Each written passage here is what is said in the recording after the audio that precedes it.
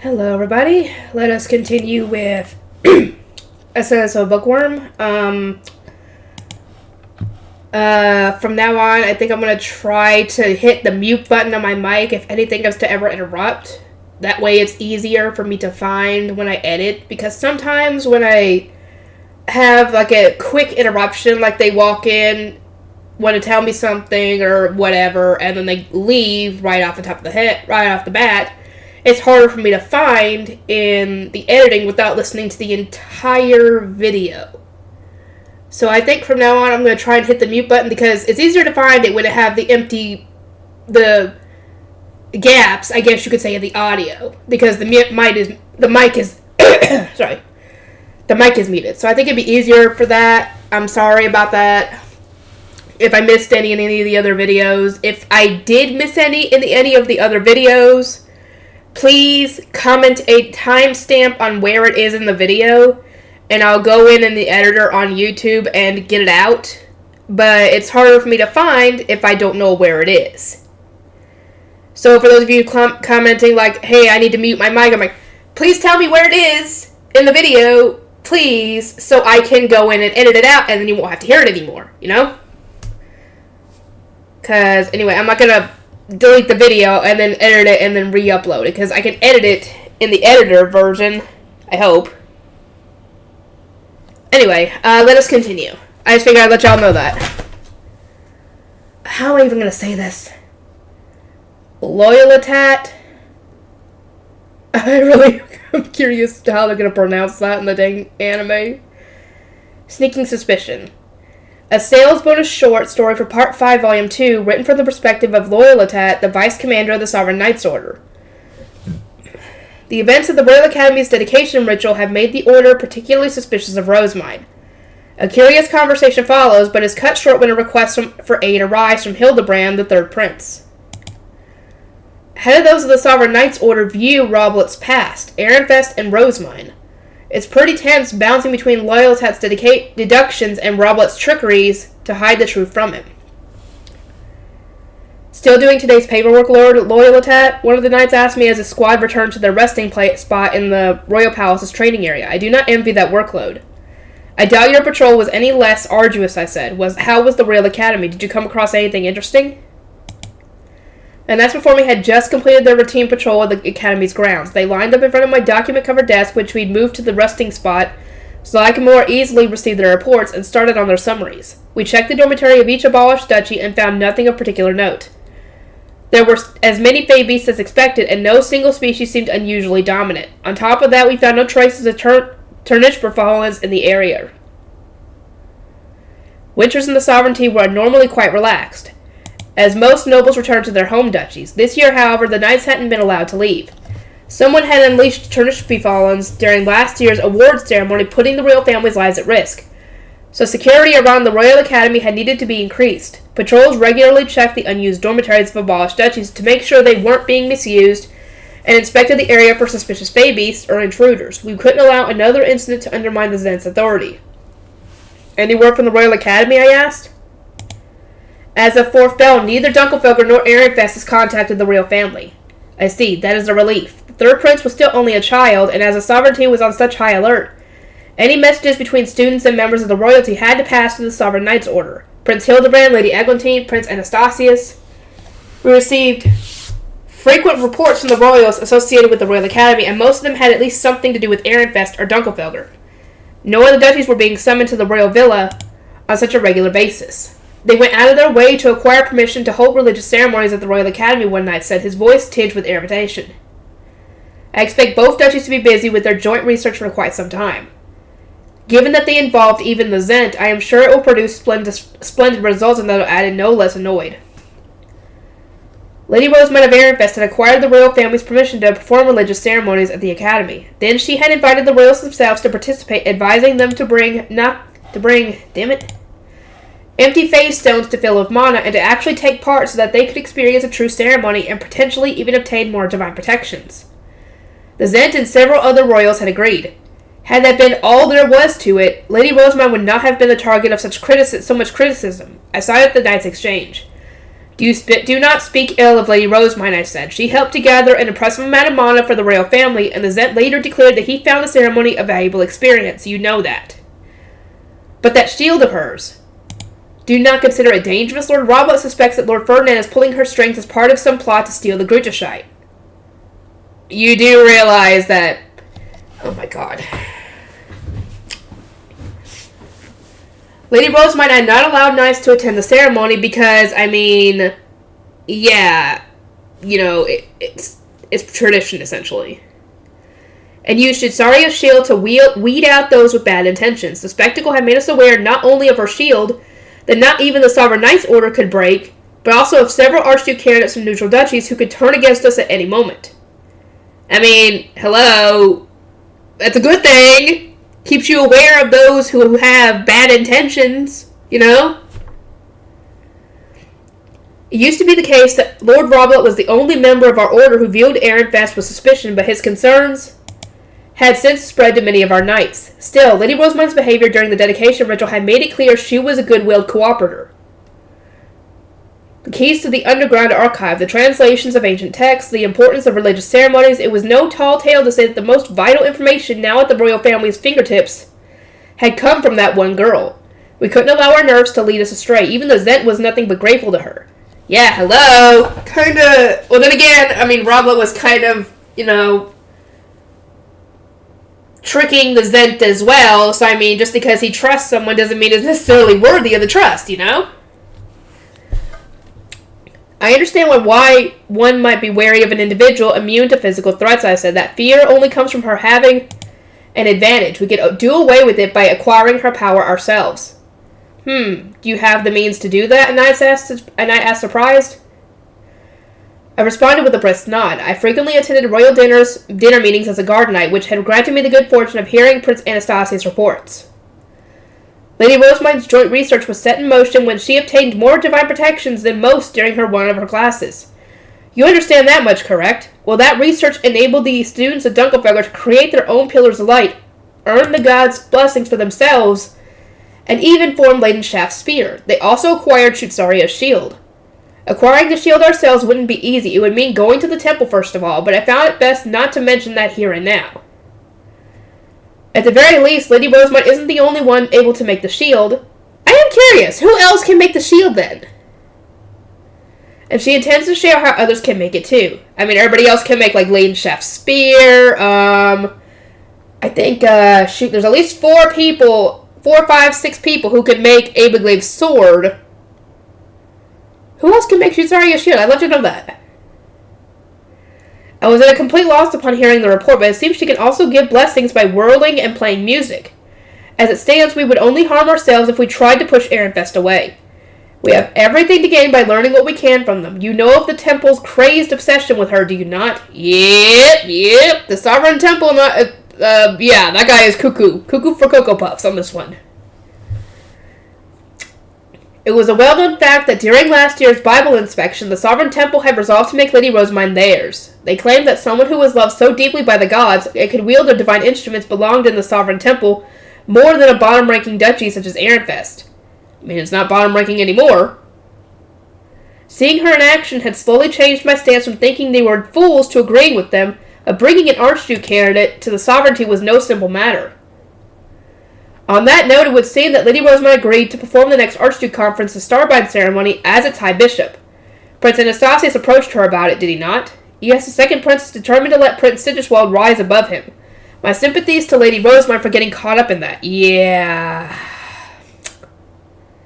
He should simply have agreed to become the Zent after marrying Lady Eglantine. The prince's problems had only arisen because he'd taken the half measure of marrying Lady Eglantine despite not wanting the throne.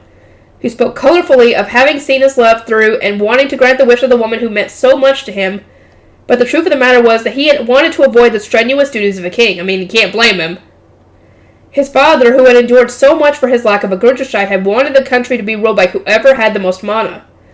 Prince Anastasius had done nothing to respect that. I mean, who says that he has the most mana? Huh? You are correct, Lord Loyalitat, one of the knights said. We were simply ignorant of Lady Rosemine's shield. Lord Robert was the only one who knew about it.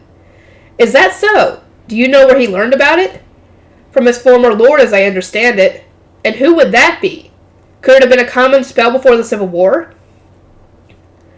I grimaced at the thought. So much had been lost with the disappearance of the Griecherscheid that I couldn't blame others for thinking our current Zen was powerless. That sentiment might have been why so many among the younger generation always pinned their hopes on the people and systems from before the Civil War. I was in the Sovereign Knights Order before the Civil War, I said, yet I never once encountered Shunsaria's shield. Lord Robert must have learned about it elsewhere then. I wonder where. And under whom? I thought he was a regular knight before he started serving King Trollclaw. Before the Civil War, Lord Robert had most certainly been a knight of the Sovereign Knights Order. The king's first wife had brought him and the others in her service with her from Glissenmeyer. Oh, Gelessenmeyer, sorry. For some reason, I guess I didn't see the I. Alright, switched him. Barely anyone had known about Lord Robert before then, largely owing to, to how much documentation was lost during the war. I remember hearing that he served a princess in some branch family, and I said, yep, he did. No, he served, he served, her son, I think. Perhaps she married down to become an archnoble or some such, and that was when he returned to a noble station. It was a reasonable assumption to make. A sovereign knight serving a princess who married down in status would serve someone else or return to being a regular knight. No, I think he was relieved of duty when the princess passed away. Maybe he fell in love with the princess and was made to resign as a result? Lord Robert refused to marry for a very long time because of some mystery woman he wasn't able to forget. A knight relieved of duty for something like that would never have been made the knight commander. Not to mention, do you really think a princess would fall for a face as hard and scarred as his? The knights were all gossiping with reckless abandon when an ordonnance shot into the room. It landed on my arm, opened its beak, and spoke in a gravelly but authoritative voice. This is Brabant, Loyalitat. Come to my office at once. You wish to speak of me? Yes, sit down, the commander said, gesturing me to a seat. Once I was seated, Lord Robert explained that he had received an ordonnance from Prince Hildebrand, Lady Rosamund of Ehrenfest, Lady Hannelore of Dunkelfelder, and the eager third prince apparently had plans to go to the library's underground archive tomorrow morning. Prince Hildebrand certainly is dedicated to his royal duties despite his young age. His dedication to maturing and carrying out his duties as a royal warmed my heart. The commander, however, seemed anything but pleased. Loyalitat, do you not find it strange that Lady Rosamund sent an ordonnance to the third prince? Not when he's stationed at the Royal Academy as its overseer. Lady Rosamund normally sends her ordonnances to Prince Anastasius and Lady Eglantine. She must be changing her contacts in accordance with her needs. One cannot enter the underground archive without royal authority, and so she works in the shadows. Though our jobs did require us to be on guard against potential threats, Lord Robert's suspicions seemed closer to outright paranoia. Her contacting Prince Hildebrand means she isn't working in the shadows, I said. She's openly requesting the royal family's permission. I understand your fears that Ehrenfest is up to something, but those suspicions have clouded your judgment. I cannot talk. Perhaps I am overthinking it, Lord Robert muttered. Yeah, you are. I can only hope he meant it. He had an unreasonably low opinion of Lady Rosamund, or at least of Ehrenfest and Lord Ferdinand. Yeah, he does. He doesn't like Ferdinand at all. That said, he continued, Lady Rosamund is once again attempting to spend time with royalty. Be on your guard. Something might happen again tomorrow. Understood. Lady Rosamund had once asked to use the farthest hall for her joint research and proposed that the royal family take part as well. I completely agreed that something was bound to happen. The more cautious we remained, the better. As it turned out, staying on our guard was the right move. The Knight Commander received an ordinance from Prince Hildebrand requesting the assistance of the Sovereign Knights Order. He wants our help, one of the knights asked. He must have encountered a problem that not even his own knights can deal with. We can't enter the academy unless the Zent summons us personally. What could possibly be happening? An anxious air hung over us all. The third prince's ordonnance had said nothing about why he was in need of our aid. It wasn't long before another bird arrived, this time from Lord Arthur, the prince's head attendant. My sincerest apologies. Please pay no mind to the summons Prince Hildebrand sent you. This is not something the Sovereign Knights Order needs to be concerned with. Furthermore, the prince needs to learn that he has no say in when the order moves. Apparently, the third prince had simply overreacted to an otherwise innocuous battle. I sighed, relieved, and released the face-on that would have returned into full plate armor. Indeed, you must make this a valuable learning experience for him, I said. The Sovereign Knights Order acted only on the king's orders. Not even a prince could put us to use. Royals needed to be cautious of that fact, as status still made it hard for us to refuse them. I do wonder, what was the thing that Prince Hildebrand sent the ordonnance about? Can someone remind me? Because there's so much that happens in these books, so I kind of forget sometimes. You and I can handle this, Lord Brablet said. We will need to tell the prince why we are refusing his royal orders. Understood. In situations such as this, it was customary to bring at least 2 knights to ensure that any information given to the royal family was fully accurate. In our case, though, we were about to lecture a prince, an underage prince, but one nonetheless. Bringing some bottom-ranking knight with us was out of the question. I can only hope that the presence of both the commander and vice-commander of the Sovereign Knights Order would make Prince Hildebrand realize the severity of his actions. We wasted no time in leaving the Knight Commander's office. Lord Brablet tightly knit his brow as we strode toward the palace's teleportation hall. I knew I should have looked into what Lady Rosemine was researching. In truth, I had intended to ask you to accompany them. Me? I asked. Would it not have made more sense for you to go? He was both close to Prince Hildebrand and persistently wary of Lady Rosemine, a solid reason he would want to send someone else in his place. Lady Rosemine seems to be on guard against me now that Lord Ferdinand was sent to Arensbach. Yeah, can't blame her on that one. The royal decree behind said move, brought about by the combined pleas of several duchies, had freed Lord Ferdinand from the temple that Ehrenfest's tyrannical archduke had trapped him in by setting in motion his engagement to the next Abb of Arensbach. Abb Ehrenfest opposed the idea, of course, but Lord Ferdinand had apparently been on board. He was only on board because it was the only option besides either doing that or killing his brother to become Abb. Do you really think he would have done that? No! You don't know the full context of this. Lady Rosemine's mentor owes his freedom to that decree. If she thinks Lord Robert was behind it, should she not be grateful to him? No, she's not grateful because she doesn't want him to leave. I furrowed my brow. Only a select few people had attended the meeting held to confirm how Lord Ferdinand wanted to proceed. I hadn't been present, but Lord Brablet had apparently explained that the proposed marriage was advantageous for both parties, as Arensbach lacked a successor, and Lord Ferdinand needed to escape his dire circumstances. He was in no dire circumstances! Y'all are stupid. Still, he seemed to speak as though the decree hadn't been a good thing for everyone. Was I just imagining it? If she is on guard against you, then I suspect she is just as wary of me, I said. I was the first to doubt the power of her shield and attack it. I see. I thought you would be ideal for controlling their numbers. Their numbers? I repeated, unsure of what Lord Robert meant. He clearly knew a lot more about the situation than I did. I turned to look at him, wondering what was going through his head as he stroked the prominent scar above his cheek. Just what is Ehrenfest looking for in that archive, Lord Robert pondered aloud. I want to know why Prince Hildebrand agreed without consulting the other princes, and why Dunkelberger seems to be playing along. Perhaps a third prince seeks to take the throne. Damn it. And his blood relatives in Dunkelberger are supporting him. Jürgen Schmidt needs no further disturbances. The need to prevent such an incident was precisely why Lady Magdalena had become the king's third wife, despite her birthplace, and why she continued to treat both Prince Sigiswald and Prince Anastasius with respect. Such a clash would never come to pass unless the third prince had someone trying to lead him astray. You! Rob, let's keep leading him astray. Once again, you are overthinking things. Still, I elected not to say anything. Maybe the commander knew more than I did. Who was I to... Damn it. Who was I to object without evidence? Instead, I intended to resolve to follow his lead. If nothing else, he was right that Jürgen Schmidt could endure no further chaos. Prince Hildebrand, we have arrived at your summons, Lord Robert said as we both knelt. Pray tell, what circumstances demand the aid of not just your guards, but the entire Sovereign Knights Order? Ehrenfest and Dunkelberger intend to play dinner to decide who will receive Rosemine's hand in marriage. Yeah, that thing. Oh, Hildebrand doesn't like the idea of that. He wants them to stop it. The third prince explained with great enthusiasm. An engagement with my father's approval could never be overturned through such means, could it? Rosemine has no desire to change her fiancé, so we simply must rescue her. Is it not the sovereign order's duty to assist in protecting the weak? Did you consult Arthur before contacting us? The commander asked, shooting a quick glance at the man in question. I did. He insisted that we shouldn't get involved, but I disagreed. For as long as I can remember, he's told me that only the royal family can stop the tyranny of greater duchies. Was it not absurd, then, that he wouldn't let me save Rosemine?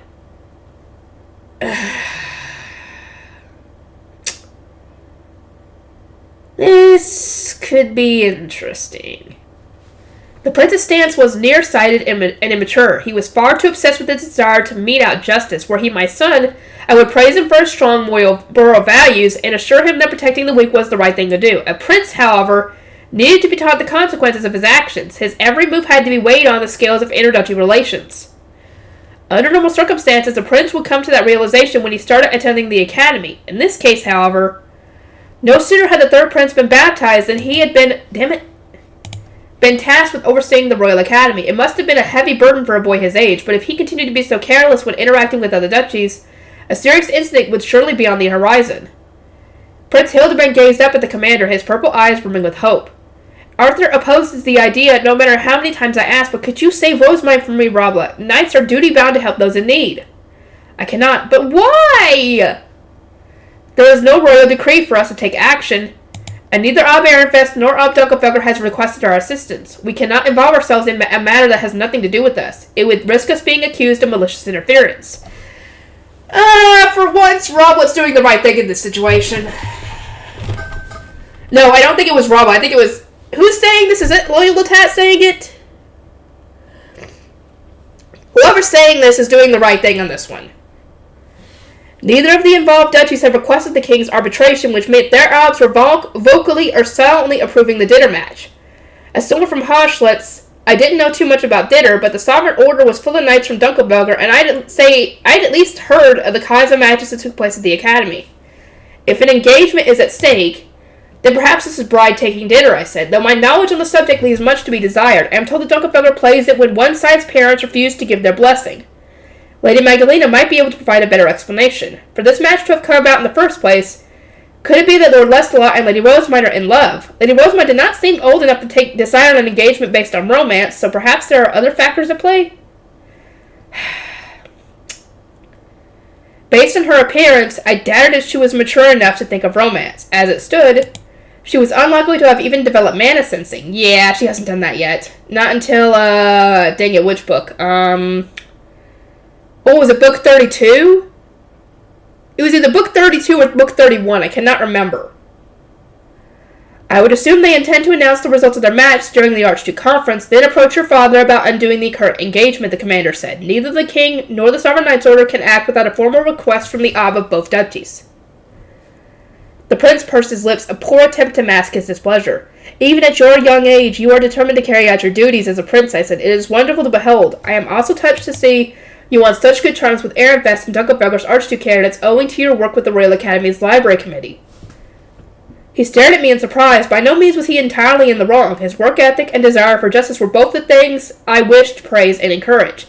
However, I continued, you must not show them favoritism on the basis of that personal connection. Learn what you must about your role, what you can and cannot do as a royal. Right. Though his shoulders were slumped, the prince gave a, small nod of acceptance. Once he calmed down, he would surely return to listening to his head attendant. A sigh escaped me. Our work here was done, I thought, but then I noticed Arthur looking equally relieved. Prince Hildebrand wasn't the only one in need of a few stern words, it seemed. You erred as well, Arthur, I said. Your own youth might have been partially to blame, but it is not enough to simply refuse your charge. Strive to better understand his position and speak with him on more equal terms. My apologies. I thank you both for your consideration. Once we had scolded the prince and his head attendant for good measure, Lord Robot and I returned to the palace, and as exhausting as our task had been, we could at least rest assured that we wouldn't hear of the matter again. You will. This is Raphat of the Royal Academy. The Sovereign Knights have intruded upon a dinner match between students. Lord Robot, I request a prompt response on whether they were following a royal decree.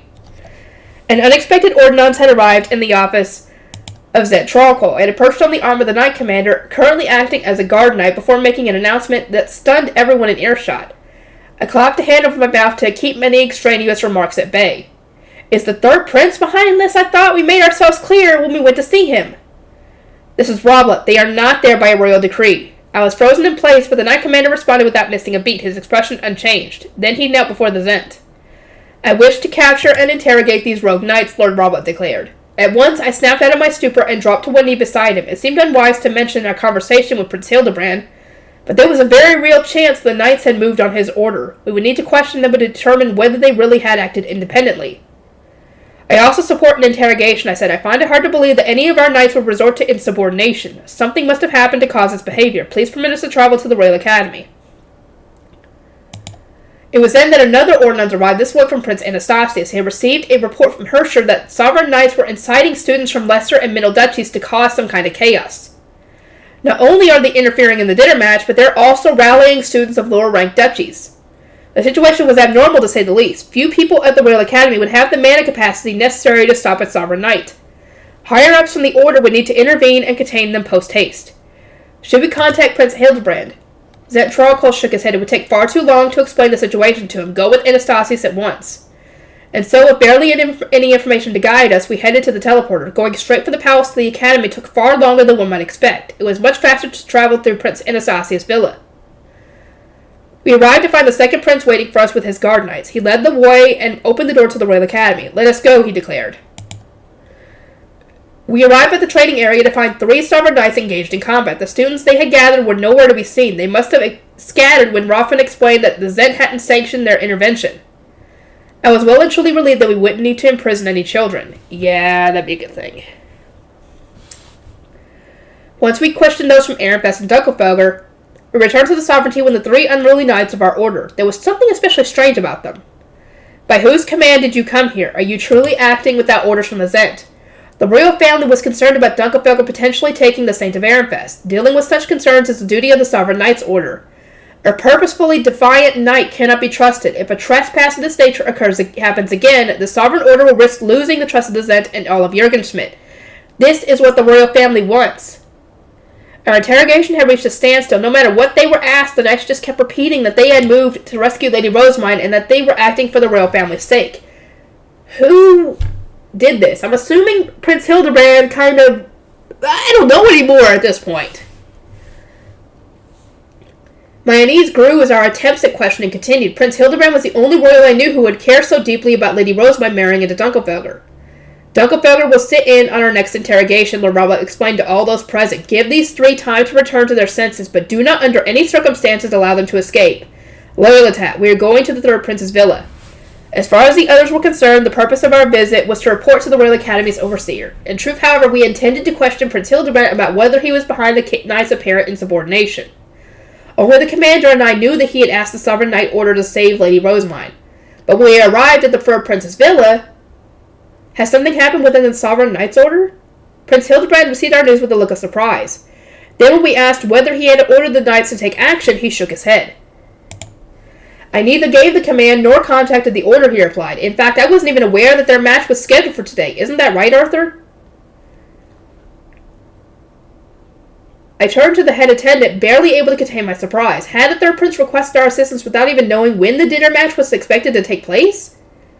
I'm assuming he did, because they probably hadn't even figured out what was going on before Hildebrand even found out. Wait, was Hildebrand there when they did this whole... I can't remember.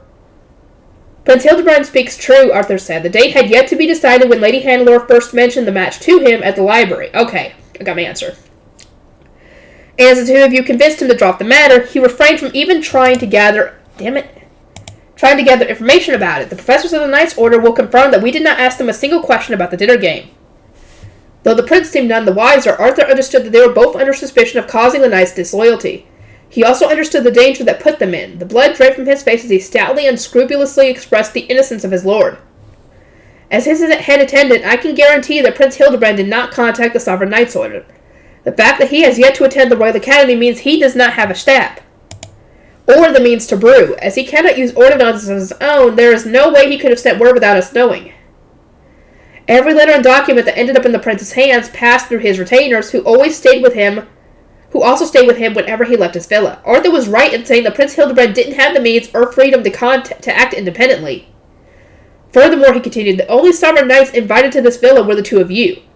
He has refrained from even speaking to any other knights outside his retinue, as any investigation will prove. Indeed, even the prince's sword practice with the knights commander took place at his villa. He would start training at the Royal Palace upon becoming a student, but as it stood, there was barely any reason to think he was associated with the 3 rogue knights. I would never have made such a request, Prince Hildebrand insisted. Not after you both came here and warned me of the dangers. Even my mother told me not to interfere with a game of dinner that was already set in stone. He frowned at us, wearing a slight pout. I suppose it really wasn't Prince Hildebrand who instigated the knights. I muttered while writing my report. That much seemed clear to me. I had seen not a trace of guilt in his eyes, but the Knight Commander was unconvinced.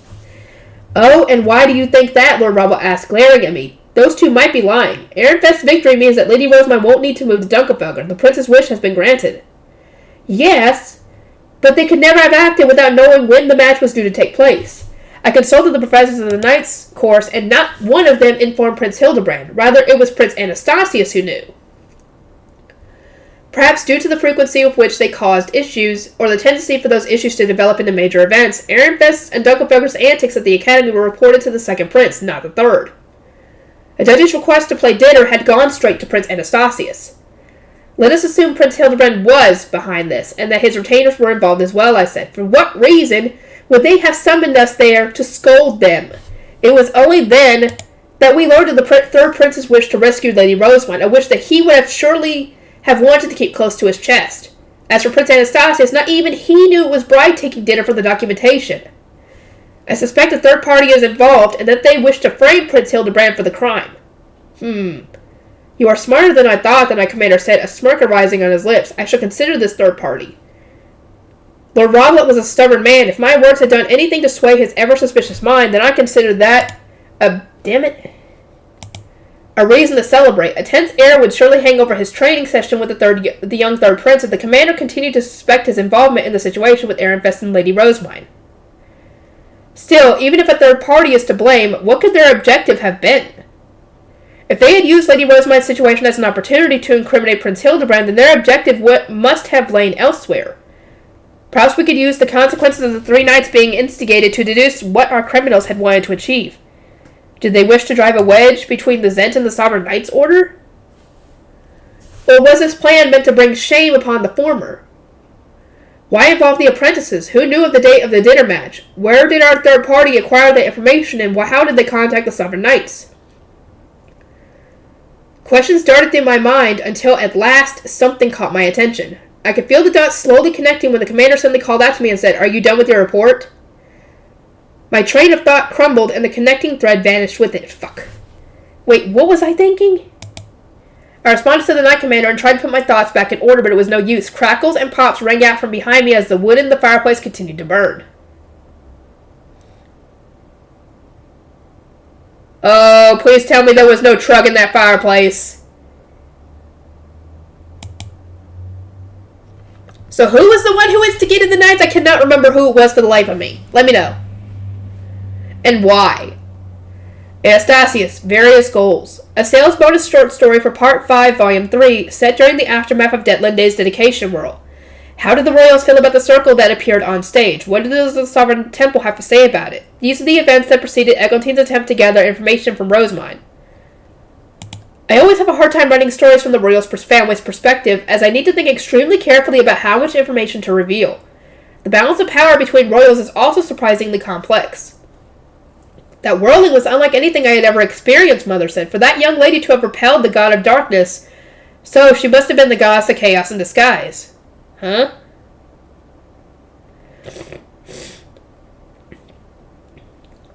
Yes, truly, agreed Lady Magdalena, father's third wife. Did their whirling teacher truly consider her a fitting goddess of light? I found her style a tad too novel and eccentric. Our lunchtime meeting between the Royal Academy's coming of age and graduation ceremonies began with sighs and exasperated critiques of the recent dedication whirl. Detlinde, an Archduke candidate of Arensbach, was intensely unpopular with the Zent's wives. Oh, I can't imagine why! I agree with their opinions completely. I think everybody else agrees too that reads these books. That said, I imagine she might have whirled at least a bit better if not for her dress and those hair ornaments. My dear wife Eglantine had been asked to attend a practice session to demonstrate the proper technique. Detlinde's performance had paled in comparison, of course, but it hadn't been bad enough for a professor to deem it unnecessary to remove her from being the goddess of light. I continued to eat, considering it best to leave such thoughts unsaid. I found it positively baffling that nobody thought to stop her. What must Arensbach's first wife have thought, or the young lady's fiancé even? He didn't like it either. Were her Ehrenfest hairpins not a present from her partner-to-be? Sagerswald asked. I gave Adolphine hers personally. It might just be the case that her fiancé has strange tastes. In an instant, my brother's words changed the flow of the conversation. Those who had mocked at Lindy's attire now rounded on Ferdinand, who had given her those hair ornaments in the first place. Goodness, how unfortunate. If only he had put more thought into those hairpins. A woman has no choice but to wear the accessories she receives from her betrothed. My sympathies to her, then, that she had to conclude her time at the academy with such a horrendous hairdo. That was not Ferdinand's doing. The hairdo thing was all Linde's idea, and the hairpins were actually what she wanted, not what Ferdinand would have chosen. Lady Adolphine had cocked her head at my brother's words, then furrowed her brow when my father's wives both briskly changed their stances. Oh my, but it might not be the case that her fiancé designed or even ordered the hairpins, she said, putting forward a light protest. My brother had given Lady Adolphine a hairpin to celebrate her graduation, though he hadn't placed the order personally. As I understood it, he had gotten her to do everything in his place. I mean, yes, that's exactly what happened here. Linde was the one who did who picked what she wanted and everything. I'm assuming Ferdinand just paid for it. It was one thing to place the order together or to ask the woman about her taste in advance, but what had driven him to act in a way that would invariably displease her? I thought his approach was outright disrespectful. Lady Nahalech pondered the remark. In the case of Prince Sigitswald, maybe. No one would expect him to travel all the way to Ehrenfest for a hairpin. But Lord Ferdinand is a member of the duchy's archducal family. Furthermore, I would not expect an Arensbach Archduke heir to go to that much trouble for accessories. Am I wrong? As you might remember, Lady Nahalech, their engagement was made by royal decree. I am certain that Lady Linde visited Ehrenfest for the purpose of her engagement ceremony. I could feel the tension between Lady Adolphine and my brother's wife, Lady Nahalech. One continued to criticize Sigitswald while the other spoke in defense of her husband. Mother and the others held their tongues, but it was clear from their troubled smiles that it wouldn't be ideal for their relationship to get even worse. As I understand it, Lady Linde wore her hair ornaments as she saw fit, Eglantine intervened. She refused to trust Ehrenfest's sense of style or even heed its advice. Lady Rosamund told me as much when she gave me this latest hairpin of mine, a bizarre choice when they are so beautiful. Don't you agree? Don't you agree, Anastasius?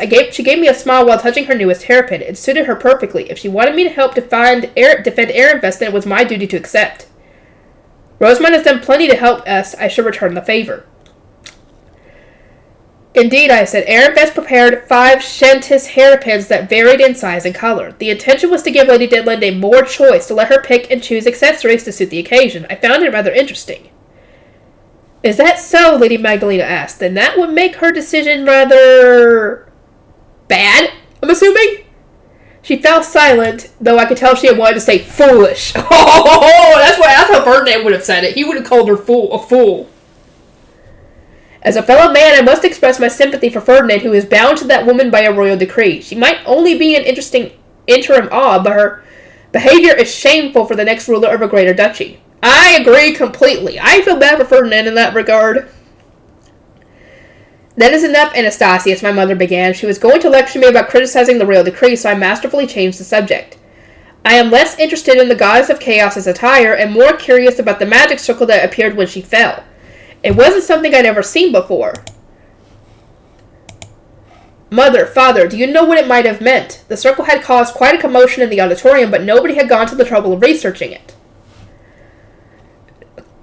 Father, who had remained silent until this point, shook his head. No, I was not aware of such a circle laying dormant on that whirling stage. It must have been important, though. Its size alone made that clear. If not even my father, the Zent, had recognized the magic circle, then I doubted anyone else here would. He looked to the scholars, but none of them had any answers. Not one of them requested permission to speak. Zent Trollcall came a sudden announcement. The Sovereign Temple has requested a meeting. They claim to have valuable information about the magic circle that arose today and wish to speak with you before the public is informed. Oh, ask and you shall receive on that one. A stir ran through the dining hall. The royal family was on poor terms with the Sovereign Temple. Its members asserted that one could not be the Zent without the Gridgeshite, and so refused to acknowledge my father as the king. They begrudgingly cooperated with us on budgetary and other concerns, but took every opportunity to remind us that we weren't qualified to rule. Incidentally, it had all come to light during last year's Bible inspection with Rosamund that Relation, the sovereign high bishop, couldn't read even half the text they valued so dearly. He had interpreted that exposure as a slight against his pitiful mana, and our relationship with him had continued to deteriorate from there. To make matters worse, Emmanuel, the sovereign high priest, had taken a keen interest in Rosamund and her ability to form divine instruments at will. He wished to pluck her from Ehrenfest's temple and instate her as the new sovereign high bishop. which was why Relation, vehemently against losing his post, now saw her as a troublesome pest. Well, I mean, if you don't want her to be there, then... yeah. When he had asked to use the shrine for the Royal Academy's dedication ritual, he had immediately refused with more than a few harsh words. Emmanuel, in contrast, had agreed to lend us not only the shrine, but also the temple's divine instruments as a means of currying favor with Rosemine. The sovereign priest had interrupted a gathering of royalty, during lunch no less, and requested entry to our dining hall. This did not bode well. Father thought for a moment and gave a resigned nod. Very well, I shall meet with them. It seems unnecessary to invite them here, however. I shall go to them. Father, Sigiswald said with a grimace, I see no reason to interrupt your lunch for the sake of the sovereign priests. Father's wives and retainers voiced their agreement. Prince Sigiswald is correct. They have not scheduled a meeting with you, so there is no need to go to such trouble. Their request is far too inconsiderate. No matter how urgent their business might be, could it not wait until after lunch? Sovereign priests or not, the matter at hand is far too important to ignore, Father said. Sigiswald, if you are so strongly opposed to missing the end of lunch, then you need not come with me. Anastasius, let us go. Oh, you got set, like, you know, you're not going. You're staying here, then, if you don't like it. Father stood and the entire room went quiet. I'd risen to my feet as soon as he called my name, and a moment later, Sigiswald rose as well. I would much rather come with you, he said. Then, in a voice that oozed frustration, I simply considered it rude of the priest to request a meeting during lunch. Father nodded to himself as he led the way. You must learn to be more adaptable. In times of urgency, one cannot be mired in etiquette. Yeah, sometimes the etiquette can go shove it when it comes to emergencies, you know? Like, let's say someone is on the way to attack the sovereignty, or, you know, your castle, or villa, or whatever the fuck you want to call it. You can't really stand on etiquette to schedule a meeting about that. Yeah. Sometimes the etiquette can go shove it. With our retainers in tow, we proceeded down the deathly silent corridors of the central building. They were empty, apart from the occasional sovereign knight. Everyone else had returned to their dormitory for lunch. Father, not one of your wives seems too pleased about this, Sigiswald remarked. They cannot attend a meeting with those of the sovereign temple, he retorted. It will put the priests in too much danger. Huh? What do you mean by putting them in danger? Father never allowed his wives to attend meetings with the sovereign temple. From what I understand, they had trembled in outrage when they last witnessed the priests belittle him for not having because they might kill them. Okay. For not having the Grindishite. He seemed most concerned about Lady Magdalena of Dunkelfelder, though I'd only ever seen her wearing fancy clothes and ornaments. She was said to be an especially lethal warrior. Yeah! Don't let her anywhere near you. If she's pissed. One must make thorough preparations for the knight's order before angering them. Remember that well. We soon reached the waiting room that our visitors from the sovereign temple were using. Sovereign knights were stationed outside as if wary of what they might do. We stepped inside to find both Relation and Emmanuel sitting tall with proud expressions. We appreciate your quickness to cooperate, Relation said, though we recognize how rude it was to request a meeting during lunch. We thought it best to inform you at once. He made no attempt to hide his condensation. It was more obvious than ever. I took the seat offered to me, on guard against what he might say next. You all saw today's miracle, I assume, Relation began, gesturing dramatically with a victorious look on his face. All witnessed the magic circle that arose on the whirling stage, and... It was a circle for choosing the next scent, Emmanuel said, interrupting the High Bishop's ostensious speech to state the facts as they knew them. In short, one could say that Lady Deadlinde is closer than anyone else to becoming the next scent. Relation glared at him and with renowned vigor attempted to resume his speech. Father cut him short this time. Apologies, but I seek only the relevant details. Emmanuel, if you would continue. But of course, Emmanuel replied, your ignorance of the circle's existence and the fact you cannot make it appear further proves you are not suited to the role. Fuck you. I hate Emmanuel. I can't wait to see him get his smackdown. He needs a smackdown is what he needs. And so does Detlinde. We predict that Lady Detlinde of Aronsbach will soon obtain the Grindishite and formally succeed you as a true Zent. How dare you, Father's retainers boomed, outraged that priests of all people would dare to insult their lord. We could have your heads. Emmanuel and Relation both curled their mouths into grins, unfazed. We mean no disrespect, said the former. We speak only the truth. Lacking the Grindishite as he does, Lord Trollquoll will not be able to keep his throne for much longer, added the latter. After all, you cretins, Loyalitat spat, stepping forward with his staff drawn. Halt, Father said. Your seething is unsightly. We should celebrate the chance of the Grindishite cut returning to Jurgenschmidt. Oh? Elysium gave him a look of surprise. Does that mean you will relinquish the throne if Lady Detlinde acquires the Grutashite? Father's retainers inhaled, awaiting his response. He sighed and stared directly at the two sovereign priests. Yes, I will. Because, to be fair, he was not technically qualified to be Zent at the time, but was only made to be Zent because of what his brothers all dying, essentially. And he even knows that he's not qualified because like they said, a Grutashite is needed to, fix the borders. Or rather, not fix the borders, or redraw borders if you need to. Shoot, what was the other stuff? I can't even remember at this point. Open the country gates. Open and close the country gates, but whatever. What else? I can't remember. But I do know that the Grutashite is needed to be able to do a lot of things as the king of the country.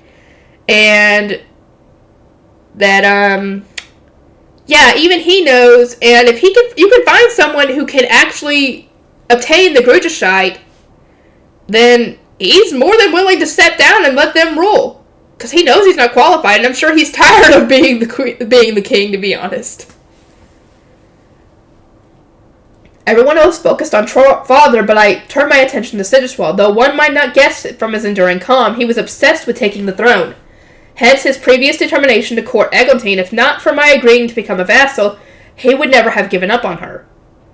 I have no attachment to the throne, father continued. If she does acquire the true Grutashite, then I shall step down so that she can take over as Zent, even if she's not qualified as a person.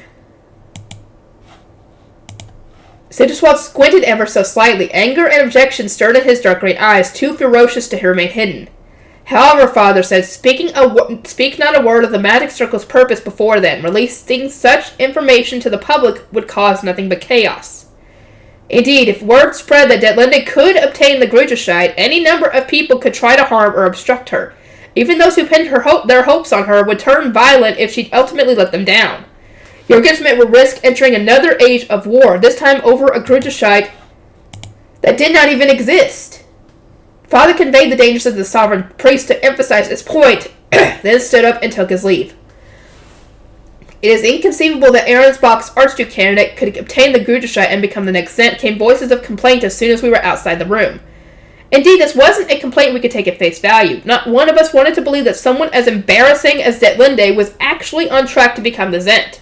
Only reason she made that circle van show up even for a split second is because of all the mana she was pouring into it. And she passed out from it. Yeah, she's not even qualified. Still, we could not ignore the magic circle that had appeared. It was bound to be important, damn it, for Jurgensmith. For years we have devoted our all to keeping Jurgensmith alive, Siggiswald said. If anyone, the Grutashite should go to us. Can you imagine what dark future would await our country if Lady Detlinde took charge? I have to agree with Siggiswald on this one. I really do not want to imagine what would happen if Detlinde took the throne. I don't want to think of what kind of laws she would put in place, what kind of things she would do. I really don't want to think about it because it would be bad. Father's older retainers, who understood exactly how much their charge had endured, agreed without a moment's hesitation. Could this, too, be part of Lord Ferdinand's scheme? Robert interjected. It was such a brazen leap of logic that I furrowed my brow in instinct, but Siggiswald wished to know more. Robert, elaborate, he said. Since his expulsion from Ehrenfest, Lord Ferdinand has found it much harder to puppeteer Lady Rosamund. Perhaps he has pivoted to Lady Detlinde instead? Oh, God. Here we go again with this. I see. That sounds consistent with the facts. I wasn't sure what Siggiswald meant, but several of Father's retainers responded with nods. The knights weren't the only ones agreeing with Robert, as sycophants might. The scholars in attendance were too. He might have originally intended for Lady Rosamund to activate the circle.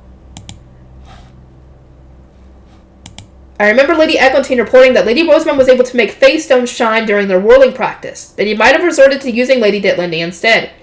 She collapsed, but only because she has so little time to practice. Lady Rosamund has had at least 3 years of experience to her name, so she would almost certainly have been better suited to the task.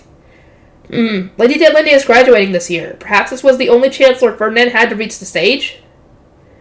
I couldn't fathom why everyone had been so quickly accepted the proposal that Ferdinand was to blame for all this. Was that simply how it appeared to those who knew nothing but the reports from the Royal Academy? They all seemed convinced, but I couldn't shake the unease that had come over me. The moment Lord Ferdinand moved to Ahrensbach, Lady Rosamine ceased visiting the library almost entirely. Then his new fiancé activated that bizarre magic circle. It cannot be merely a coincidence. Lady Rosamine stopped visiting the library because Sigiswald forbade her from going to the underground archive, I said, unable to hold my tongue any longer. She was also instructed not to supply its magic tools of Bona while the new arch-librarian works to become their master, and that isn't even taking into account how busy she must be overseeing her joint research with greater duchies. My words must have fallen on deaf ears, for father's retainers continued to assure each other that Ferdinand was devising some grand scheme.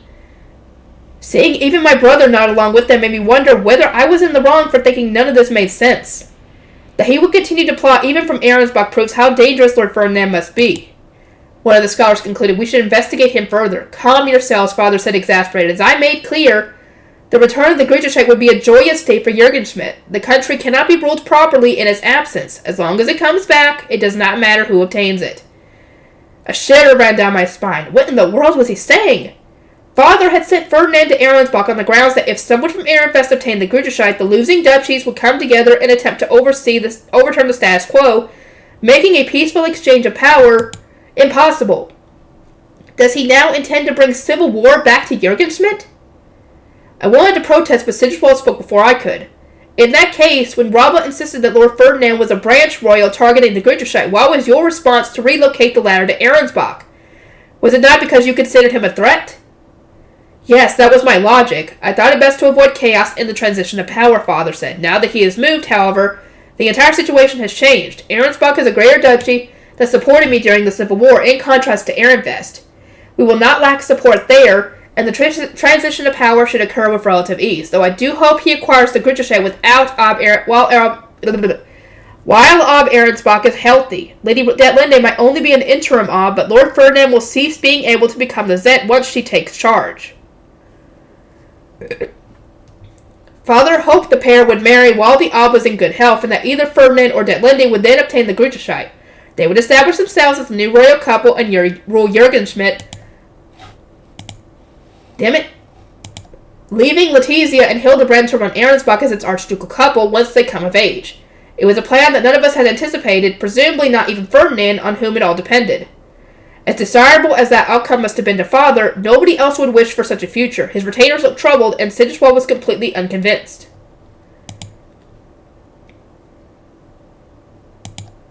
Do not look so grim, father told them. It all depends on them actually obtaining the Griecherscheid. The odds are surely stacked against them. My elder brothers spilled blood in their frenzied search, and not even they were able to find it. So he said, but an unknown circle had appeared, and the Sovereign Temple now claimed that Detlinde was a Zent candidate. As things stood, it would not be strange for someone unexpected to obtain the Griecherscheid under equally unexpected circumstances. If you do not consider it so simple, then I would advise not repeating that you intend to cede the throne when reporting the details of our meeting to your wives, Sigiswald cautioned. They would go berserk over the Sovereign Temple's rudeness. Father raised an eyebrow. A terrifying thought indeed. To all of you here now, speak not a word of this to anyone. That is an order. He gazed upon his retainers, grinning slyly. Then he stopped and turned, looking in the direction of the waiting room. There is no guarantee that what the priest told us was correct. You should save your speculations for after you have investigated the truth of their claims. Certainly, this testimony came from a high bishop who cannot read even half of his own Bible. The magic circle may serve another purpose entirely, though we cannot determine that ourselves. Perhaps we could ask Rosamine, I said. As we saw during the Royal Academy's dedication ritual, Ehrenfest's high bishop knows a great deal about religious ceremonies. She seems able to read most, if not all, of the Bible, unlike those of the Sovereign Temple. She also cooperates with the royal family, with the exception of some occasional impudence. Rosamine provided only somewhat attentive answers when faced with books of the library, and the advice she gave to royals could at times be openly impertinent. Still, she held no malice for our family. Father crossed his arms in thought. I would rather not involve a student of another duchy in our problems, but we need information as promptly as we can get it. My apologies, but could you ask Eglantine to summon her? I must go to the auditorium. The auditorium? I wish to see the stage with my own eyes. We should rule out a foul play, should we not? Sigiswald, Anastasius, I must borrow your scholars.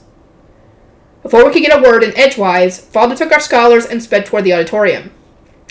And so he leaves the task of reporting to his wives to us, I said. They must already be on edge, waiting to be told of the Sovereign Temple's rudeness.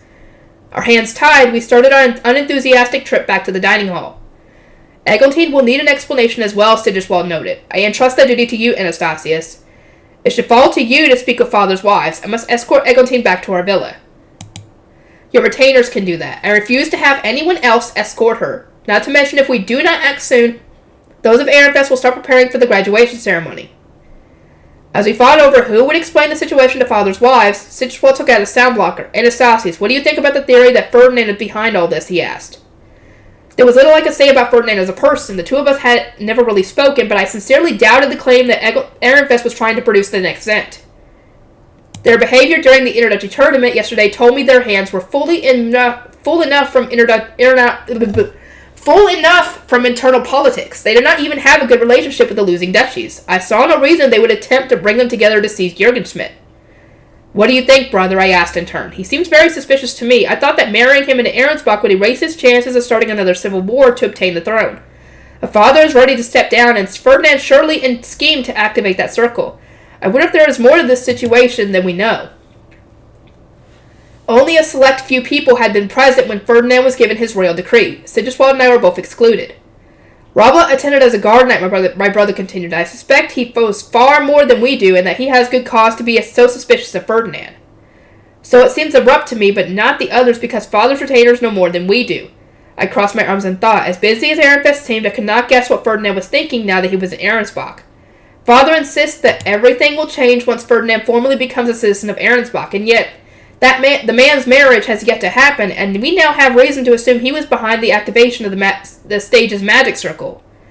There might be more to this than we understand, and we could cause further incidents before his Starbind ceremony. Should we not consider eliminating him before then? As much as I still thought my brother was overthinking the matter, I did not have any critical evidence that would warrant brushing aside his concerns. Still, eliminating Ferdinand sounded far too extreme to me. And if you tried that and succeeded, you would have a very angry, very strong, and uncontrollable state of Ehrenfest on your asses. On what grounds? Linde activated the magic circle, and she is the one whom the sovereign priest proclaimed to be the next Zent. For now, would it not make more sense to investigate him? How are things faring in Ahrensbach? How strong was his relationship with Linde? How was he seen by the people of Ehrenfest? How did he think? What were his priorities? Did he truly wish to become the Zent? There were plenty of questions we still needed answers to. Ah, that reminds me, Sigiswald said. Rabla asked for that key to some villa or another as part of his investigation into Ferdinand. Father refused, insisting that the matter was concluded, but perhaps I shall give it to him. A sigh of relief escaped me. If nothing else, I had redirected my brother's focus from eliminating Ferdinand to simply looking into him. Damn it. Okay, I'm going to have to end it here, and I'll see you guys in the next one.